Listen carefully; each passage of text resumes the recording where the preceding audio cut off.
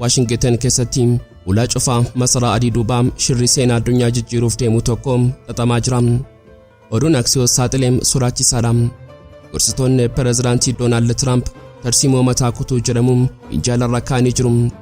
Tarsiimoon kun diina waraanuu qofa osoo hin taane sammuu fi onnee sirna Iraan yeroo tokkotti rukutuu irratti xiyyeeffata. Targeetiin isaanii fadhaam hoogganaa olaanaa Iraan Ayatollah Khaameeneey ilma isaa Mujtabaa Khaameeneey bakka tokkotti fi yeroo tokkotti dhabamsiisuudha. Maaliif ilma isaa itti dabalan balana isaa qabannee jirra. Galaanni Arabaa inni guyyoota darban dooniiwwan gurguddoo Ameerikaatiin uffifamee afaan qawwee samiirraa gara Iraanitti qajeelchee jiru. Har'a iccitii sodaachisaa kan ija namaa jalaa dhokataa ta'e tokko gara isaa jalatti baatee jira. Iraan isheen doonii waraanaa guddaa fi xiyyaarota ammayyaawaa Ameerikaa wajjin walgituu hin qabne Tarsiimoo Diina Ijaan Hin Mul'anne fayyadamuun madaallii humnaa bishaanichaa jijjiiruuf qophii xumurtee jirti. Washington gama isheetiin xiyyaarota ishee gurguddoo kanneen A3 jedhaman 6 ariitiidhaan gara Awurooppaa fi baha giddu galeessaatti naannessitee jirti. Seenaa waraanaa waggoota 23 darban keessatti jechuunis erga weeraraa Iraaq kan bara 2003 walitti qabamiinsi humna waraanaa akkanaa mul'ateen beekuun balana isaa qabannee jirra. Jeneraal Amir Hayat Muqaddam miseensa mana maree nageenyaa biyyaalessaa fi hoogganaa olaanaa eegdota warraaqsa Iraan har'aa wanta fiilmii keessatti illee yaadamne dubbatanii jiru. Ameerikaan dooniiwwan ishee teekinooloojii ammayyaawaan ijaaramaniin yeroo dhaadhattu jeneraalichi garuu akkas jedha. Yoo Ameerikaan dogoggortee lola bantii doonii ishee isa guddaa sanaa galaana Omaan irratti gubnee daaraa gochuu qofa osoo hin taane harkaan booji'uu dandeenya. Iccitii dubbii kanaa yoo xumuraatti nu faana turtan ni dhageessu. Qophii keenya like gochuun jalqabaan affeerraa keenya yeroo maraati. Yooyaam ashamaar kafuuniin kabajamtoota dhaggeeffattoota keenya kun Oromia 24 Newsdha. Kanneen chaanala YouTube keenya faara taatan subscribe gochuun maatii keenya ta'aa. Qophiin keenya namoota hedduu bira akka ga'uuf like share gochuun waliif qooduun dagatinaa. Hanga xumuraa qophii keenyaatti turtii gaarii.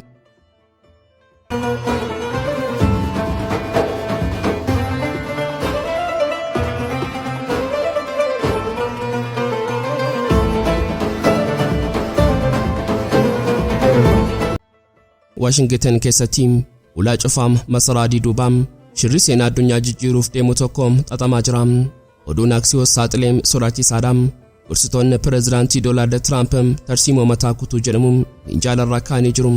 Tarsiimoon kun diina waraanuu qofa osoo hin taane sammuu fi onnee sirna Iraan yeroo tokkotti rukutuu irratti xiyyeeffata. Targeetiin isaanii fadhaam hoogganaa olaanaa Iraan Ayatollah Khaameeneey ilma isaa Mujtabaa Khaameeneey bakka tokkotti fi yeroo tokkotti dhabamsiisuudha. Gorsitoonni kun maaliif ilma isaa dabalatan? Sababiin isaa ifadha. Mujtabaa Khaameeneey akka bakka bu'aa abbaa isaatti waan ilaalamuuf Ameerikaan abbaa ajjeesnee ilma aangorra hin keenyu hidda isaa waliin buqqisuu qabna jechuun karoorsitee jirti. Kun hidda sirnichaa buqqisuuf carraa warraaqsaa uumuu fi Iraaniin hooggansa malee hambisuuf kan karoorfamedha. Tiraamp ammallee murtiidhumaa hin kennine garuu faayilii du'aa fi jireenyaa kun minjaala isaarra jira. Seenaan kun haaraa miti. Gabaasni akka mul'isutti Israa'el waraana guyyaa 12 darbee sana keessatti karoora kana qabattee turte. Tel Aviv Khaameeneey ilma isaa ajjeesuuf qophoofte. Garuu haalli dirree waraanaa yeroo dhumaarratti waan hin eeyyamneef carraan sun jalaa ba'e. Amma Ameerikaan faayilaa Israa'el kuffiste sana fuutee nuti humnaa fi dandeettii qabna jechaa jirti. Oduun Reuters qondaalota waraanaa Iraan irraa argate akka mirkaneessutti Pentagoon karoora ajjeechaa xiyyeeffannoo kana xumuree kaa'ee jira. Isaan tooftaa bara 2020 yeroo jeneraal Qaasim Suleemaanii Baagdaad keessatti ajjeesan sana sadarkaa olaanaatti irra deebi'uu barbaadu. Ogeeyyiin waraanaa Ameerikaa tooftaan Israa'el hoggantootaa fi saayintistoota ittiin adamsitu bu'a qabeessa. Nutis kanuma fayyadamuu qabna jedhanii tamanu. Karoorri isaanii hoggantoota siyaasaa fi waraanaa Iraan gurguddoo dhabamsiisuun sirna shalaamsheessuudha. Haa ta'u malee masaraa White House keessaa sagaleen sodaas ni dhaga'ama. Qondaaltonni tokko tokko kun tapha ibiddaati jedhu. Yoo Ameerikaan tarkaanfii akkasii fudhatte Iraan hola Hormuz cufuun bobaa addunyaa huduu qofa osoo hin taane mootummaa naannichaa ibiddaan gubuu dandeessi. Deebiin Iraan kallattiin waraana ta'uu danda'a. Kun immoo loltoota Ameerikaa naannicha jiraniif balaa guddaadha. walumaa galatti har'a Washington keessatti wanti mari'atamaa jiru waraana qofa osoo hin taane seenaa jijjiiruudha. Trump murtii kana ni dabarsamu sodaa deebii Iraaniitiif jecha duubatti jedha. Deebii isaa guyyoonni as deeman ni deebisu. Galaana Arabaa inni guyyoota darban dooniiwwan gurguddoo Ameerikaatiin uffifame afaan qawwee samiirraa gara Iraanitti qajeelchee jiru. Har'a iccitii sodaachisaa kan ija namaa jalaa dhokkotaa ta'e tokko garaa isaa jalatti baatee jira. Tiraan ishee doonii waraanaa guddaa fi xiyyaarota ammayyaawaa Ameerikaa wajjin walgituu hin qabne Tarsiimoo Diina Ijaan Hin Mul'anne fayyadamuun madaallii humnaa bishaanichaa jijjiiruuf qophii xumurtee jirti. Hoogganaan olaanaa Iraan Ayatollah Khaameeneey dhiyeenya kanaam jecha jabaa tokko dubbatanii turan. Meeshaan doonii waraanaa guddaa liqimsuu danda'u doonii waraanaa sana caalaa sodaachisaadha. Jechi kun hiika guddaa qaba.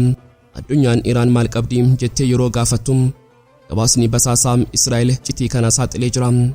Iraan meeshaa Hut yookaan Zawaalii jedhamu kan bishaan jala barrisuu qabdi. Meeshaan Hut kun torbiidoo laafaa miti. Inni teknooloojii Decapitation jedhamuun hojjetame. Kana jechuun yeroo bishaan keessa deemu hafuura qilleensaa ofirraa uumuun bishaan wajjin warriguu dhiisee saffisa ajaa'ibaa kan sa'aatiitti kiiloomeetira 360 kutuun barrisaa. Kun saffisa torbiidoo idilee dachaa 4 caala. Meeshaan kun motora rookeetiitiin kan dhiibamu yoo ta'u mataa waraanaa kiiloogiraama 210 baata. Wanti isa sodaachisaa taasisu saffisa isaa kana. Dooniin Ameerikaa kamiyyuu torbiidoo kana ofirraa ittisuuf yookaan jalaa miliquuf sekoondii muraasa qofa qabaata. Kun ammoo herrega waraanaa keessatti du'aa jechuudha. Maddi teknooloojii kana Raashiyaarraa kanatamee fi kan fooyyee yoo ta'u Iraan akka simbirroo bishaan jalaatti itti fayyadamti.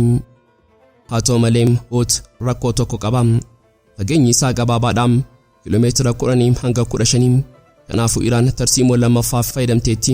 Innis tuutaa qaadiriidha. Sab mandariinonni xixiqqoon qaadiri jedhaman kanneen 20 ol ta'an bishaan ulaa Hormuz isaa gadi fagoo hin taane keessa akkumaan tuutaa dhagaa jala dhokkataniiru. Isaan kun sagalee nageessisan baatiriin hojjetu. Kaayyoon isaanii doonii Ameerikaa eeganiim dhiyaataniim Hutii kanaam itti furguggisuudha. Xiinxaltoonni waraana Israa'elii fi Ameerikaa amma gaaffii guddaa keessa galanii jiru. Galaanni Arabaa dirree banaa miti. Inni iddoo dhiphaa odolaa fi dhagaadhaan guutameedha. Iddoo kana keessatti dooniin guddaan akka Abrahaam Lincoln socho'uun akka arbaa mana dhiphaa keessa seeneeti. Iraan kana beekti. Sab mandariinonni ishee fi torbiidoon Hut dooniiwwan Ameerikaa akka suuta jedhan akka dhiphatanii fi akka qarqaraam Iraan irraa fagaatan dirqisiisu.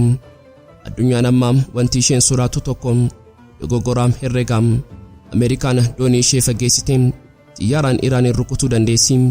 Garuu yoo dooniin tokko dogoggoraan daangaa Hut keessa seenteen ibidda bishaan jalaa koosuun doonii sibiilaa sana daqiiqaa muraasa keessatti gara jala bishaanichaatti gadi fageessuu danda'a.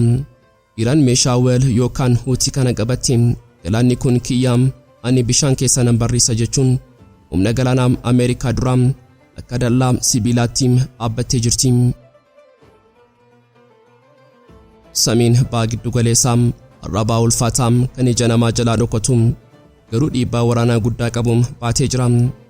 Ameerikaan xiyyaarota waraanaa fi dooniiwwan gurguddoo erguun gaameti jechuun waa yaaddeef amma sammuu waraanaa ishee gara naannichaatti guuraa jirti.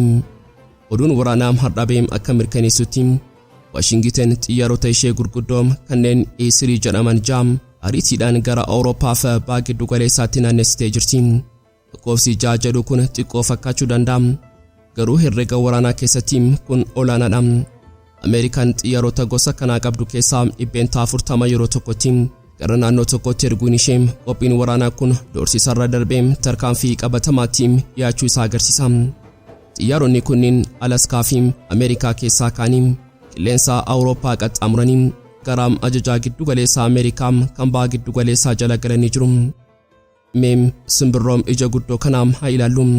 Esiriin xiyyaara lolaa miti inni raadarii barrisuudha.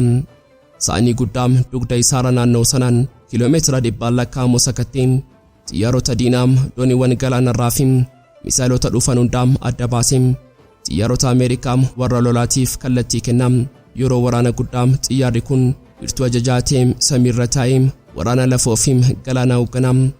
Kana malees xiyyaarota boba'aa guutanii fi basaasota wajjin wal qabateem ija waraanaa Ameerikaa banaa taasisa. Suuraaleen saatalaayitii buufata waraanaa Amiir Sultaan kan Saawudii fi Al-Hudeed kan Qatar keessatti xiyyaaronni kun tuutaan hubachuu isaanii saaxilanii jiru.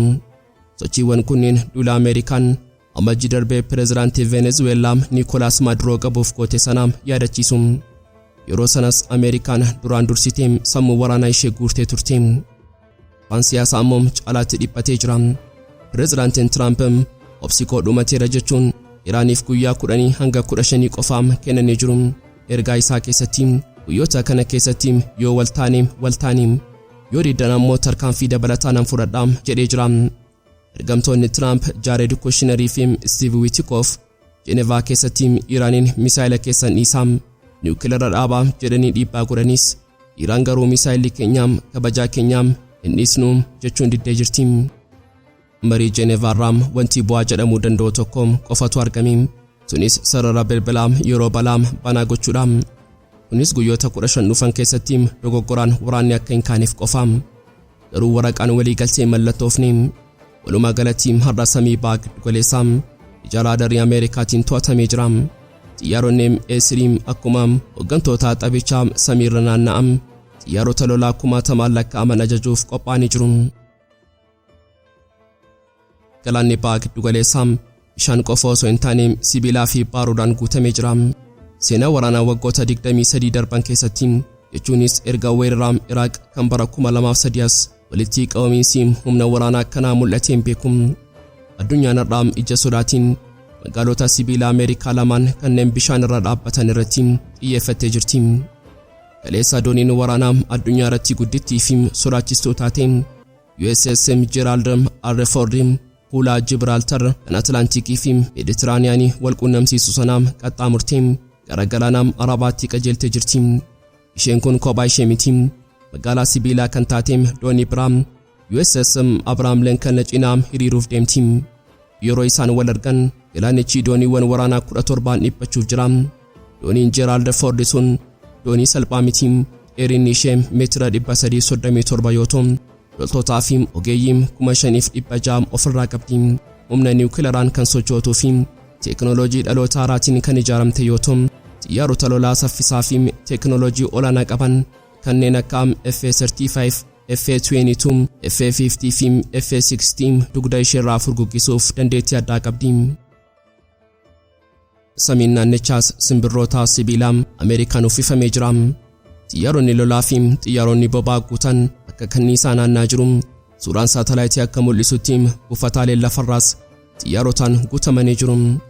Xiinxaltoonni waraanaa humni kun hunda caalaa kun mallattoo waraanaati malee mallattoo nagaa miti jechuun akeekkachiisaa jiru. Wanti Tiraampiin dhibbisu tokko jira. Humnaan mana ga'u walitti qabee dooniiwwan gurguddoo bobbaasee Iraaniin osoo hin jilbeenfachiisin yoo deebi'e kabajni isaa fi sodaatamuun Ameerikaanii kufa. Kanaafuu carraan inni waraana filachuu danda'u bal'aadha. Baagiddu galeessaa yeroo ammaa kana akkuma qarqararra dhaabbatanii galaana ilaalanii bombileetti dhufuuf jedhu eegaa jirti. Garuu waraanni barana dhufuuf jedhu kun ifa waraanaa barameerraa adda ta'uusaa miidiyaaleen gurguddoon addunyaa ifa godhanii jiru. Gaazexaan Forbes xiinxala gadi fageenya qabuun dhugaa tokko lafa kaa'ee jira. Ameerikaan lafa Iraan sarbuuf loltuu lafoo tokkollee hin erganne. Wanti dhufuuf jedhu weerara lafoo miti. Kun murtii pireezidaantiin Trump irratti kan hundaa'edha.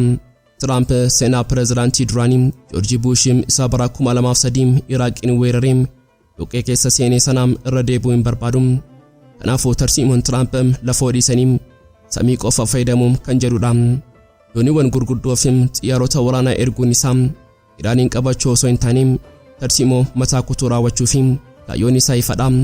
Hooggantoota eegduu warraaqsa Iraanii fi aangoota sirnichaa gurguddoo qofa adamsanii dhabamsiisuudha.